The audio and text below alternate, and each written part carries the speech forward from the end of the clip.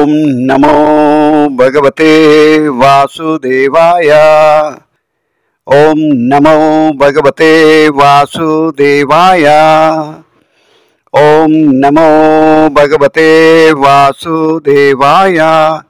ಹರೇ ಕೃಷ್ಣ. ಎಲ್ರಿಗೂ ಆತ್ಮೀಯ ಸ್ವಾಗತ. ಭಗವದ್ಗೀತೆ ಯಥಾರೂಪ ಅಧ್ಯಾಯ 9 ಶ್ಲೋಕ ಸಂಖ್ಯೆ 2 ಮುಂದುವರಿದ ಭಾಗ ಪುಟ ಸಂಖ್ಯೆ 421. 7ನೇ ಅಧ್ಯಾಯದ 28ನೆಯ ಶ್ಲೋಕದಲ್ಲಿ ವಿವರಿಸಿದಂತೆ ಎಲ್ಲ ಪಾಪಕರ್ಮಗಳ ಪ್ರತಿಕ್ರಿಯೆಗಳನ್ನು ಕೊನೆಗಾಣಿಸಿ ಪುಣ್ಯ ಕಾರ್ಯಗಳಲ್ಲಿ ಸಂಪೂರ್ಣವಾಗಿ ನಿರತನಾಗಿರುವವನು ಈ ಐಹಿಕ ಜಗತ್ತಿನ ದ್ವಂದ್ವದಿಂದ ಬಿಡುಗಡೆ ಹೊಂದುತ್ತಾನೆ. ದೇವೋತ್ತಮ ಪರಮಪುರುಷನಾದ ಕೃಷ್ಣನ ಭಕ್ತಿ ಸೇವೆಯಲ್ಲಿ ತೊಡಗುತ್ತಾನೆ. ಬೇರೆ ಮಾತುಗಳಲ್ಲಿ ಹೇಳುವುದಾದರೆ, ಪರಮಪ್ರಭುವಿನ ಭಕ್ತಿ ಸೇವೆಯಲ್ಲಿ ವಾಸ್ತವವಾಗಿ ನಿರತರಾಗಿರುವವರು ಆಗಲೇ ಎಲ್ಲ ಪ್ರತಿಕ್ರಿಯೆಗಳಿಂದ ಬಿಡುಗಡೆ ಹೊಂದಿರುತ್ತಾರೆ. ಈ ಮಾತನ್ನು ಪದ್ಮಪುರಾಣವು ದೃಢಪಡಿಸುತ್ತದೆ. ಈ ಭಾಗದಲ್ಲಿ ಪ್ರಭುಪಾದರು 7ನೇ ಅಧ್ಯಾಯದ 28ನೇ ಶ್ಲೋಕವನ್ನು ನಮಗೆ ಜ್ಞಾಪಕಪಡಿಸ್ತಾ ಇದ್ದಾರೆ. ಅದರಲ್ಲಿ ಭಗವಂತ ಹೇಳಿದ್ದ, ಯೇಷಾಂ ತು ಅಂತಗತಂ ಪಾಪಂ ಜನಾನಾಂ ಪುಣ್ಯ ಕರ್ಮಣಾಂ. ಅಂದರೆ ಯಾರು ಪಾಪ ಕಾರ್ಯಗಳಿಂದ ಮುಕ್ತರಾಗಿರ್ತಾರೆ ಅಂಥವರು ಭಕ್ತಿ ಸೇವೆಯನ್ನು ಮಾಡೋದಕ್ಕೆ ಅರ್ಹತೆಯನ್ನು ಪಡೆಯಬಹುದು ಬಹಳ ಸುಲಭವಾಗಿ ಅನ್ನೋ ರೀತಿಯಲ್ಲಿ ಭಗವಂತ ವರ್ಣನೆ ಮಾಡಿದ. ಯಾಕಂದರೆ ಸಾಕಷ್ಟು ಪಾಪ ಕಾರ್ಯಗಳು ಮಾಡಿರ್ತಕ್ಕಂಥ ವ್ಯಕ್ತಿಗಳು, ಪಾಪಗಳನ್ನು ಮಾಡ್ತಾ ಇರ್ತಕ್ಕಂಥವರು ಭಕ್ತಿ ಸೇವೆಗಾಗಲಿ ಭಗವಂತನ ಸೇವೆಗಾಗಲಿ ಬರೋದು ಅಷ್ಟು ಸುಲಭ ಅಲ್ಲ, ಅಥವಾ ಅವರಿಗೆ ಆಸಕ್ತಿ ಕೂಡ ಇರೋದಿಲ್ಲ. ಆದರೆ ಈ ಪ್ರಶ್ನೆ ನಮಗೆ ಯಾವಾಗ ಉದ್ಭವ ಆಗತ್ತಂದರೆ, ಪ್ರತಿಯೊಬ್ಬರು ಪಾಪ ಮಾಡ್ತಾ ಇದ್ದಾರೆ. ನಮಗೆ ಗೊತ್ತಿದ್ದೋ ಗೊತ್ತಿಲ್ಲದೇನೋ ಪಾಪ ಮಾಡ್ತಾ ಇರ್ತೀವಿ. ನಾವು ರಸ್ತೆಯಲ್ಲಿ ನಡೆಯುವಾಗ ಎಷ್ಟೋ ಜೀವಿಗಳನ್ನು ಕೊಲ್ತಾ ಇರ್ತೀವಿ. ನೀರನ್ನು ಸೇವಿಸುವಾಗ ಕೂಡ ಎಷ್ಟೊಂದು ಸಣ್ಣ ಸಣ್ಣ ಅಣುಗಳ ರೂಪದಲ್ಲಿ ಇರ್ತಕ್ಕಂಥ ಪ್ರಾಣಿಗಳನ್ನು ನಾವು ಕೊಲ್ತಾ ಇರ್ತೀವಿ.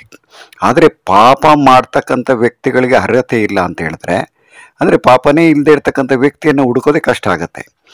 ಈ ರೀತಿ ಇರ್ತಕ್ಕಂಥ ಸಮಾಜದಲ್ಲಿ ನಾವು ಭಗವಂತನನ್ನ ಭಕ್ತಿ ಸೇವೆ ಮಾಡೋದಾದರೂ ಹೇಗೆ? ಅದರಲ್ಲೂ ಮುಖ್ಯವಾಗಿ ಕೃಷ್ಣನ ಭಕ್ತಿ ಸೇವೆಯಲ್ಲಿ ತೊಡಗಬೇಕಾದ್ರೆ ನಾವು ಎಲ್ಲ ಪಾಪಗಳಿಂದ ಮುಕ್ತರಾಗಿರಬೇಕು ಅನ್ನೋದು 7ನೇ ಅಧ್ಯಾಯದ 28ನೇ ಶ್ಲೋಕದ ಅನುವಾದ ಮತ್ತು ಭಾವಾರ್ಥನ ನಾವು ಓದಿದ್ವಿ. ಅದನ್ನು ಇಲ್ಲಿ ಪ್ರಭುಪಾದರು ನಮಗೆ ರಿಮೈಂಡ್ ಮಾಡ್ತಾ ಇದ್ದಾರೆ. ನಂತರ ಮುಂದಿನ ಸಾಲಿನಲ್ಲಿ, ಅಂದರೆ ಮುಂದಿನ ಭಾಗದಲ್ಲಿ ಪ್ರಭುಪಾದರು ಪದ್ಮಪುರಾಣದಿಂದ ಒಂದು ಶ್ಲೋಕವನ್ನು, ಅದು ಬಹಳ ಮಹತ್ವದಂಥ ಶ್ಲೋಕ. ಯಾಕೆಂದರೆ ಎಲ್ಲರೂ ಕೇಳ್ತಾರೆ, ಯಾತಕ್ಕೆ ಪ್ರತಿಯೊಬ್ಬರ ಜೀವನದಲ್ಲೂ ಸ್ವಲ್ಪ ಕಷ್ಟ ಇರುತ್ತೆ, ಸ್ವಲ್ಪ ಸುಖ ಇರುತ್ತೆ. ಇನ್ನು ಕೆಲವರಿಗೆ ಬರೀ ಕಷ್ಟನೇ ಅನುಭವಿಸ್ತಾ ಇರ್ತಾರೆ, ಅವ್ರ ಜೀವನದಲ್ಲಿ ಸುಖನೇ ನೋಡಿಲ್ಲ. ಅದೆಲ್ಲ ಹೇಗೆ ನಡೆಯುತ್ತೆ? ಇದೆಲ್ಲ ಹಿಂದಿನ ಜನ್ಮದ ಪಾಪ ಅಂತ ನೀವು ಹೇಳ್ತೀರಾ, ಅಥವಾ ಪುರಾಣಗಳು ಹೇಳುತ್ತೆ ಅಂತ ಹೇಳ್ತೀರಾ? ಇದನ್ನು ಯಾವ ರೀತಿ ನಾವು ನಂಬೋದು, ಇದನ್ನು ಯಾವ ರೀತಿ ನಾವು ಸ್ವೀಕಾರ ಮಾಡೋದು ಅನ್ನೋದನ್ನು ಸಾಕಷ್ಟು ಜನ ಪ್ರಶ್ನೆ ಮಾಡ್ತಾ ಇರ್ತಾರೆ. ಅದಕ್ಕೆ ಇಲ್ಲಿ ಉತ್ತರವಾಗಿ ಪ್ರಭುಪಾದರು ಈ ಶ್ಲೋಕನ ಕೊಟ್ಟಿದ್ದಾರೆ. ಅದು ಯಾವ ರೀತಿ ಇದೆ ಅನ್ನೋದನ್ನು ನಾವು ನೋಡೋದಾದರೆ, ಅಪ್ರಾರಬ್ಧ ಫಲಂ ಪಾಪಂ ಕೂಟಂ ಬೀಜಂ ಫಲೋನ್ಮುಖಂ ಕ್ರಮೇಣೇವ ಪ್ರಲೀಯೇತ ವಿಷ್ಣು ಭಕ್ತಿರಥಾತ್ಮನಾಂ. ದೇವೋತ್ತಮ ಪರಮಪುರುಷನ ಭಕ್ತಿ ಸೇವೆಯಲ್ಲಿ ನಿರತರಾದವರ ಮಟ್ಟಿಗೆ ಎಲ್ಲ ಪಾಪಗಳ ಪ್ರತಿಕ್ರಿಯೆಗಳು ಅವು ಫಲ ನೀಡುತ್ತಿರಲಿ, ಸಂಗ್ರಹದಲ್ಲಿರಲಿ ಅಥವಾ ಬೀಜ ರೂಪದಲ್ಲಿರಲಿ ಕ್ರಮೇಣ ಅದೃಶ್ಯವಾಗುತ್ತವೆ.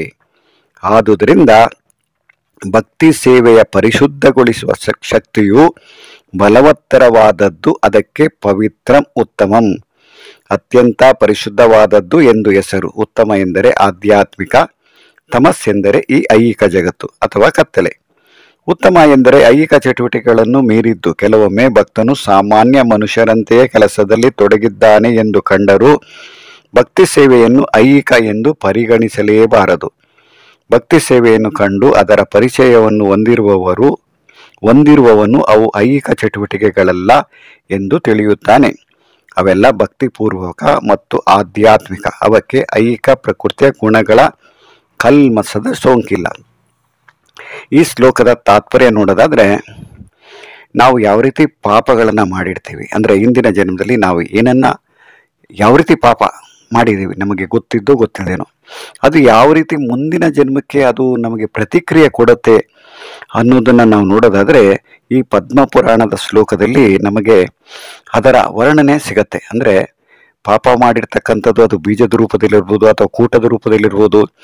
ನಂತರ ಅದು ಯಾವ ರೀತಿ ನಮಗೆ ಒಂದಾದ ನಂತರ ಅದಕ್ಕೆ ನಾವು ಪ್ರತಿಫಲನ ತಗೊಳ್ಳೇಬೇಕು. ಅದು ಯಾವುದೇ ರೀತಿಯಲ್ಲೂ ಅದನ್ನು ನಾವು ನಿರ್ನಾಮ ಮಾಡೋದಕ್ಕೆ ಸಾಧ್ಯ ಇಲ್ಲ. ಆದರೆ ಯಾರು ಭಕ್ತಿ ಸೇವೆಯನ್ನು ಪ್ರಾರಂಭ ಮಾಡ್ತಾರೆ ಅಥವಾ ಭಗವಂತನ ಸೇವೆಯಲ್ಲಿ ತೊಡಗಿಸ್ಕೊಳ್ತಾರೆ ತಮ್ಮನ್ನು ತಾವು, ಅವರಿಗೆ ಈ ಪಾಪ ಕಾರ್ಯಗಳು ಅವೆಲ್ಲ ಅವರಿಗೆ ಯಾವುದೇ ರೀತಿಯಲ್ಲೂ ತೊಂದರೆ ಕೊಡೋದಿಲ್ಲ.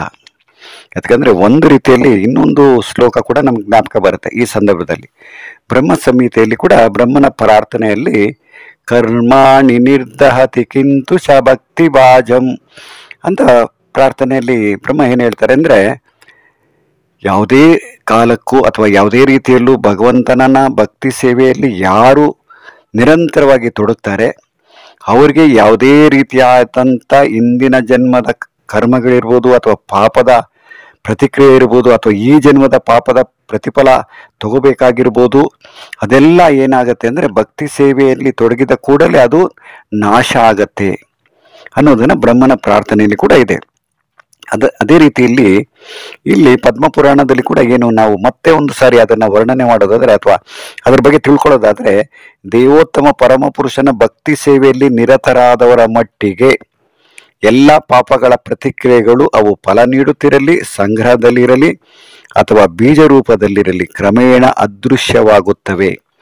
ಇದು ಬಹಳ ಮುಖ್ಯ. ಯಾಕಂದರೆ ಪ್ರತಿಯೊಬ್ಬರು ನಮ್ಮನ್ನು ಸಾಮಾನ್ಯವಾಗಿ ಪ್ರಶ್ನೆ ಮಾಡ್ತಾ ಇರ್ತಾರೆ. ಪಾಪ ಕಾರ್ಯಗಳನ್ನು ನಾವು ಮಾಡ್ತಾ ಇದ್ದೀವಿ ಅಥವಾ ಹಿಂದಿನ ಜನ್ಮದಲ್ಲಿ ಮಾಡಿದ್ದೀವಿ, ಈ ಜನ್ಮದಲ್ಲಿ ಕೂಡ ಮಾಡ್ತಾನೆ ಇದ್ದೀವಿ, ನಮ್ಗೆ ಗೊತ್ತಿಲ್ಲದೆ ಮಾಡ್ತೀವಿ, ಗೊತ್ತಿದ್ದು ಮಾಡ್ತೀವಿ, ಅದು ನಮ್ಮ ಸ್ವಭಾವ ಆಗ್ಬಿಟ್ಟಿರತ್ತೆ. ಅದರಲ್ಲೂ ಮುಖ್ಯವಾಗಿ ನೀವು ಹೇಳ್ತೀರಾ ತ್ರಿಗುಣಗಳಲ್ಲಿ ಇರ್ತೀರಾ ನೀವು, ಅದರಲ್ಲೂ ನಿಮಗೆ ಮುಖ್ಯವಾಗಿ ರಜೋಗುಣ ತಮಗಳು ನಿಮ್ಮನ್ನು ತೊಂದರೆ ಪಡಿಸ್ತಾ ಇರುತ್ತೆ. ಆದರೆ ನೀವೇ ಮಾಡ್ತಾ ಇದ್ದೀವಿ ಅಂತ ತಿಳ್ಕೊಳ್ತೀರಾ. ಆದರೆ ಈ ಗುಣಗಳು ಯಾವ ರೀತಿ ನಿಮಗೆ ಪ್ರಭಾವ ಬೀರ್ತಾ ಇರುತ್ತೆ, ಅದರಲ್ಲೂ ಮುಖ್ಯವಾಗಿ ನಮ್ಮ ಸ್ವಭಾವ ಯಾವ ರೀತಿ ಇರುತ್ತೆ ಅದ್ರ ಪ್ರಕಾರವಾಗಿ ನಾವು ನಡ್ಕೊಂಡು ಹೋಗ್ತಾ ಇರ್ತೀವಿ. ಆದರೆ ಈ ಭಕ್ತಿ ಸೇವೆಯನ್ನು ನಾವು ಪ್ರಾರಂಭ ಮಾಡೋಕ್ಕೆ ಕೂಡ ನಮ್ಮ ಕೈಲಿ ಆಗ್ತಾ ಇಲ್ಲ. ಇದಕ್ಕೆ ಕಾರಣ ನಮ್ಮ ಪಾಪದ ಕರ್ಮಗಳಿರ್ಬೋದು ಅಂತ ನಾವು ತಿಳ್ಕೊಳ್ತೀವಿ ಅಂತಾರೆ. ಆದರೆ ಯಾರು ದೃಢ ಮನಸ್ಸಿನಿಂದ, ಅದರಲ್ಲೂ ಮುಖ್ಯವಾಗಿ ಬ್ರಹ್ಮನ ಪ್ರಾರ್ಥನೆ ಇರ್ಬೋದು ಅಥವಾ ಪದ್ಮಪುರಾಣ ಇರ್ಬೋದು ಅಥವಾ ಪ್ರಭುಪಾದರ ಭಾವಾರ್ಥ ಕೊಟ್ಟಿರ್ತಕ್ಕಂಥ ವಿಷಯಗಳನ್ನು ನಾವು ಗಮನವಿಟ್ಟು ನೋಡಿದಾಗ ಯಾವುದೇ ರೀತಿಯಲ್ಲೂ ನಮಗೆ ಹಿಂಜರಿಕೆ ಆಗೋದಿಲ್ಲ. ಯಾಕಂದರೆ ಭಕ್ತಿ ಸೇವೆಯಲ್ಲಿ ನಮ್ಮನ್ನು ನಾವು ತೊಡಗಿಸಿಕೊಂಡ ಕೂಡಲೇ ನಾವು ಹಿಂದೆ ಮಾಡಿರ್ತಕ್ಕಂಥದ್ದು, ಈಗ ಮಾಡಿರ್ತಕ್ಕಂಥ ಎಲ್ಲ ಪಾಪಗಳು ನಮ್ಮಿಂದ ದೂರ ಆಗತ್ತೆ ಅನ್ನೋದಾದರೆ, ಅದಕ್ಕೆ ಇಲ್ಲಿ ಪವಿತ್ರಂ ಉತ್ತಮಂ, ಅದು ಭಗವಂತನ ಸೇವೆಯಲ್ಲಿ ನಮ್ಮನ್ನು ನಾವು ತೊಡಗಿಸ್ಕೊಂಡಾಗ ನಮಗೆ ಯಾವುದೇ ರೀತಿಯಲ್ಲೂ ಕೂಡ ನಮ್ಮ ಇಂದಿನ ಜನ್ಮದ ಪಾಪ ಕರ್ಮಗಳು ನಮ್ಮನ್ನು ಬಾಧೆ ಪಡಿಸೋದಿಲ್ಲ. ಅದು ಬಹಳ ಮುಖ್ಯವಾದ ವಿಷಯ. ಇದು ಎಲ್ಲರೂ ತಿಳ್ಕೊಬೇಕಾಗಿರ್ತಕ್ಕಂಥದ್ದು. ಯಾರು ಭಕ್ತಿ ಸೇವೆಯಲ್ಲಿ ಭಗವಂತನ ನಾಮ ಜಪ ಮಾಡೋದಕ್ಕೆ ಶುರು ಮಾಡ್ತಾರೆ, ಭಗವದ್ಗೀತೆ ಅಥವಾ ಶ್ರೀಮದ್ ಭಾಗವತನ ಪಠನ ಮಾಡೋದಕ್ಕೆ, ನಂತರ ಭಗವಂತನ ಲೀಲೆಗಳನ್ನು ಆಸ್ವಾದನೆ ಮಾಡೋದಕ್ಕೆ ಯಾರು ಪ್ರಯತ್ನ ಮಾಡ್ತಾರೆ, ನಿಜವಾಗಲೂ ಅವರು ತುಂಬ ಅದೃಷ್ಟಶಾಲಿಗಳು. ಅದರಲ್ಲೂ ಮುಖ್ಯವಾಗಿ ಅವರಿಗೆ ಅದರಲ್ಲಿ ಆಸಕ್ತಿ ಬರಬೇಕಾದ್ರೆ ಅವರು ಕೂಡ ಇಂದಿನ ಜನ್ಮದಲ್ಲಿ ಮಹಾಭಾಗವತರಿಗೆ ಅಥವಾ ಭಕ್ತರಿಗೆ ಅವ್ರಿಗೆ ಗೊತ್ತಿಲ್ಲದೇನೋ ಅವರು ಸಾಕಷ್ಟು ಸೇವೆ ಮಾಡಿರ್ತಾರೆ ಅಥವಾ ಸಹಾಯ ಮಾಡಿರ್ತಾರೆ. ಆ ಒಂದು ಕಾರಣಕ್ಕೆ ಅವರಿಗೆ ಈ ಜನ್ಮದಲ್ಲಿ, ಅಂದರೆ ಈ ಜನ್ಮದಲ್ಲಿ ಕೂಡ ಅವರಿಗೆ ಅದನ್ನು ಮುಂದುವರಿಸ್ಕೊಂಡು ಹೋಗೋದಕ್ಕೆ ಅನುಕೂಲ ಮಾಡಿಕೊಡ್ತಾನೆ ಭಗವಂತ. ಯಾಕಂದರೆ ನಾವು 6ನೇ ಅಧ್ಯಾಯದಲ್ಲಿ ಕೂಡ ನಾವು ನೋಡಿದ್ವಿ, ನಾವು ಏನು ಯೋಗ ಸಾಧನೆಯಲ್ಲಿ ಅಥವಾ ಭಗವಂತನ ಭಕ್ತಿ ಸೇವೆಯಲ್ಲಿ ನಮ್ಮನ್ನು ನಾವು ಪೂರ್ತಿಯಾಗಿ ನಾವು ಸಂಪೂರ್ಣವಾಗಿ ಪರಿಪೂರ್ಣತೆಯನ್ನು ಪಡೆದೇ ಇದ್ದಾಗ ನಮ್ಮ ಮುಂದಿನ ಜನ್ಮ ಯಾವ ರೀತಿ ಇರುತ್ತೆ ಅನ್ನೋದನ್ನು ಅರ್ಜುನ ಪ್ರಶ್ನೆ ಮಾಡಿದಾಗ ಭಗವಂತ ಅದಕ್ಕೆ ಉತ್ತರ ಕೊಟ್ಟಿದ್ದ.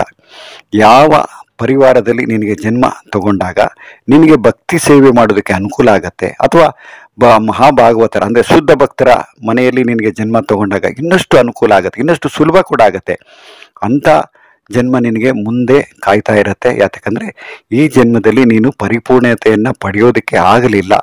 ಕಾಲದ ಸಂದರ್ಭ ಅಥವಾ ಕಾಲದ ಮಿತಿಯಿಂದ ಅಥವಾ ನಿನಗೆ ಪರಿಪೂರ್ಣತೆಯನ್ನು ಪಡೆಯೋದಕ್ಕೆ ನಿನಗೆ ಅವಕಾಶ ಆಗದೇ ಇದ್ದಾಗ ಅಥವಾ ನಿನ್ನ ಶ್ರಮ ಅಲ್ಲಿಗೆ ಮುಕ್ತಾಯ ಆದಾಗ ಅದರಿಂದ ನೀನು ಯೋಚನೆ ಮಾಡಬೇಕಾದ ಅವಶ್ಯಕತೆ ಇಲ್ಲ, ನಿರಾಶೆ ಆಗೋ ರೀತಿಯಲ್ಲೂ ಕೂಡ ನಾವು ತೊಂದರೆ ಪಡಬೇಕಾಗಿಲ್ಲ ಅನ್ನೋದನ್ನು ಭಗವಂತ ನಮಗೆ ಹೇಳಿ ಧೈರ್ಯ ಕೊಟ್ಟಿದ್ದಾನೆ. ಅದನ್ನು ನಾವು ನೋಡ್ತಾ ಇದ್ದರೆ ಈ ಜನ್ಮದಲ್ಲಿ ನಾವು ಏನು ಭಕ್ತಿ ಸೇವೆಯಲ್ಲಿ ಭಗವಂತನನ್ನು ಸೇವೆ ಮಾಡೋದಕ್ಕೆ ನಾವು ಪ್ರಯತ್ನ ಮಾಡ್ತೀವಿ ಅದು ಯಾವುದೇ ರೀತಿ ನಾಶ ಕೂಡ ಆಗೋದಿಲ್ಲ. ಅದು ನಮ್ಮನ್ನು ಮುಂದಿನ ಜನ್ಮಕ್ಕೆ ಕೂಡ ಅದು ನಮ್ಮನ್ನು ಏನು ಕ್ಯಾರಿ ಫಾರ್ವರ್ಡ್ ಅಂತ ಏನು ಹೇಳ್ತಾರೆ, ನಾವು ಹಿಂದೆ ಎಷ್ಟು % ನಾವು ಮಾಡಿದ್ದೀವಿ ಮುಂದಿನ ಜನ್ಮದಲ್ಲಿ ಅದೇ % ಅದಕ್ಕಿಂತ 1% ಜಾಸ್ತಿ ಮಾಡಿ ಭಗವಂತ ನಮಗೆ ಮುಂದಿನ ಜನ್ಮದಲ್ಲಿ ಭಕ್ತಿ ಸೇವೆಯಲ್ಲಿ ನಮ್ಮ ಜೀವನನ ನಾವು ತೊಡಸ್ಕೊಳ್ಳೋದಕ್ಕೆ ಅಥವಾ ಭಗವದ್ಧಾಮಕ್ಕೆ ಹೋಗೋದಕ್ಕೆ ನಾವು ಮಾಡ್ತಾ ಇರ್ತಕ್ಕಂಥ ಪ್ರಯತ್ನಕ್ಕೆ ನಮಗೆ ಅನುಕೂಲ ಮಾಡಿಕೊಡ್ತಾನೆ ಅನ್ನೋದು ನಾವು ತಿಳ್ಕೋಬೇಕಾಗಿರ್ತಕ್ಕಂಥ ವಿಷಯ. ಇಲ್ಲಿಗೆ ನಾನು ಈ 2 ಪ್ಯಾರಾಗ್ರಾಫನ್ನು ಓದಿದ್ದೀನಿ. ನಂತರ ಇನ್ನಷ್ಟು ಸಾಕಷ್ಟು ವಿಷಯ ಇದೆ ಇಲ್ಲಿ. ಯಾಕಂದರೆ ಪ್ರಭುಪಾದರು ಈ ಶ್ಲೋಕಕ್ಕೆ ನಾನು ಮೊದಲೇ ಹೇಳಿದ್ದೆ ಸುಮಾರು 5.5 ಪುಟಗಳಷ್ಟು ಭಾವಾರ್ಥ ಕೊಟ್ಟಿದ್ದಾರೆ ಅಂತ. ಅದರಲ್ಲಿ ಸುಮಾರು ಒಂದೊಂದು ಪುಟನೂ ನಾವು ನೋಡ್ತಾ ಹೋಗೋಣ. ಯಾಕಂದರೆ ತಿಳ್ಕೋಬೇಕಾಗಿರ್ತಕ್ಕಂಥ ವಿಷಯ ಸಾಕಷ್ಟು ಇರುವಾಗ ನಾವು ನಮ್ಮ ಸಮಯನ ಆದಷ್ಟು ಕೇವಲ 10 ನಿಮಿಷದಲ್ಲಿ ನಾವು ಭಗವದ್ಗೀತೆಯಲ್ಲಿ ಒಂದೊಂದು ಶ್ಲೋಕನ ನಮ್ಮ ಕೈಲಿ ಅರ್ಥ ಮಾಡ್ಕೊಳ್ಳೋಕ್ಕಾಗೋದಿಲ್ಲ. ಅದರಲ್ಲೂ ಭಾವಾರ್ಥ ಎಷ್ಟು ಶುದ್ಧವಾಗಿ ಪ್ರಭುಪಾದರು ಶುದ್ಧ ಭಕ್ತರು ಯಾವ ರೀತಿ ಕೊಟ್ಟಿದ್ದಾರೆ ಅದನ್ನು ನಾವು ಮತ್ತೆ ಮತ್ತೆ ಜ್ಞಾಪಿಸ್ಕೊಂಡು ಇದರ ಮಹತ್ವ ಏನು, ಈ ಶ್ಲೋಕ ಯಾತಕ್ಕೆ ಇಲ್ಲಿ ಆ್ಯಡ್ ಮಾಡಿದ್ದಾರೆ ಅಥವಾ ಇಲ್ಲಿ ಕೊಟ್ಟಿದ್ದಾರೆ ಅನ್ನೋದನ್ನು ನಾವು ನೋಡ್ತಾ ಹೋದಾಗ ನಮಗೆ ಸುಲಭವಾಗಿ ಅರ್ಥ ಆಗ್ತಾ ಹೋಗುತ್ತೆ. ಅರ್ಥ ಮಾಡ್ಕೊಳ್ತಾ ಭಗವಂತನ ಸೇವೆಯಲ್ಲಿ ನಮ್ಮನ್ನು ನಾವು ತಲ್ಲೀನನಾಗಿ ಅಥವಾ ನಮ್ಮನ್ನು ನಾವು ತೋರಿಸ್ಕೊಳ್ಳೋದಕ್ಕೆ ಪ್ರಯತ್ನ ಮಾಡೋಣ. ಮುಂದಿನ ಭಾವಾರ್ಥನ ನಾಳೆ ನೋಡೋಣ. ಹರೇ ಕೃಷ್ಣ.